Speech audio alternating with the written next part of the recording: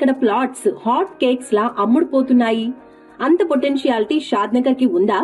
ఇక్కడ ప్లాట్ తీసుకునే ముందు ఏమేం చూసుకోవాలి అనే విషయాలు ఈ వీడియోలో పూర్తిగా తెలుసుకోండి. ఫస్ట్, మనం ఎక్కడ ప్రాపర్టీ కొనాలి అనుకున్నా తప్పకుండా ఈ 3 విషయాలు చూసుకోవాలి. అవేంటంటే connectivity, developments, distance from public places. So Shad Nagar connectivity విషయానికి వస్తే, షాద్ నగర్ టౌన్ నుంచి కాశ్మీర్ టు కన్యాకుమారి వెళ్లే NH44 వెళ్తుంది. ఇదే హైవే బెంగళూరును టచ్ చేస్తుంది. అండ్ షాద్ నగర్ అటు ORR మరియు ఇటు RRR కి మధ్యలో లొకేట్ అయి ఉంది.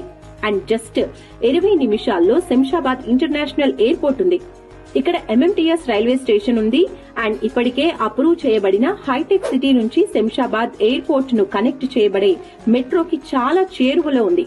సో షాద్ నగర్ కనెక్టివిటీ విషయంలో పర్ఫెక్ట్ గా ఉంది.